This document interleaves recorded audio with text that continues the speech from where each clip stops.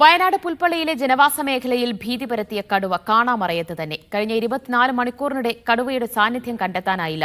കടുവയെ പിടികൂടുന്നതിൽ വനംവകുപ്പ് അനാസ്ഥ കാട്ടുന്നുവെന്ന് ആരോപിച്ച് കോൺഗ്രസ് പ്രവർത്തകർ ചെതലത്ത് ഫോറസ്റ്റ് റേഞ്ച് ഓഫീസിലേക്ക് മാർച്ച് നടത്തി.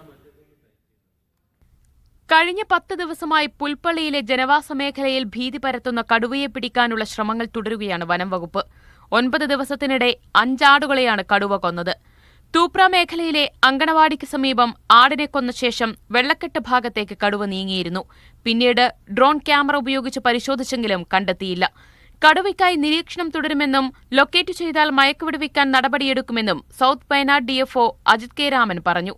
കൂടുകളെല്ലാം തന്നെ റീകണ്ടീഷൻ ചെയ്ത് ജീവനുള്ള ഇരയും കൂടെ നമ്മൾ ഈ കൂടുകളിൽ വെച്ചിട്ടുണ്ട്. 4 കൂടുകളാണ് ഇപ്പോൾ സ്ഥാപിച്ചിട്ടുള്ളത്.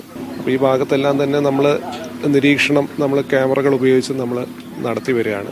കടുവയെ പിടികൂടാത്തത് വനംവകുപ്പ് അനാസ്ഥയാണെന്ന് ആരോപിച്ച് കോൺഗ്രസ് പ്രവർത്തകർ ചെതലത്ത് ഫോറസ്റ്റ് റേഞ്ച് ഓഫീസിലേക്ക് മാർച്ച് നടത്തി.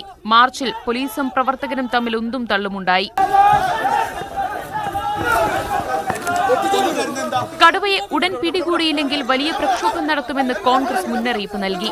ജനങ്ങളെ ഇങ്ങനെ പരീക്ഷണം നടത്തിക്കൊണ്ട് മുന്നോട്ട് പോകാതെ ഈ കടുവയെ അവിടുന്ന് മയക്കുവെടിവെച്ച് കൊണ്ടുപോകുന്നില്ല എങ്കിൽ ഈ പറയുന്ന നിരോധാജ്ഞയൊക്കെ തള്ളി കളഞ്ഞുകൊണ്ട് ജനങ്ങൾ അതിശക്തമായി നിയമം ലംഘിക്കുന്ന ഒരു സ്ഥിതി ഉണ്ടാകും.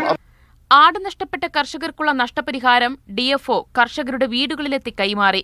കടുവയെ പിടികൂടാത്തതിൽ വലിയ ആശങ്കയാണ് പുൽപ്പള്ളിയിൽ നിലനിൽക്കുന്നത്. മീഡിയ 1 വയനാട്.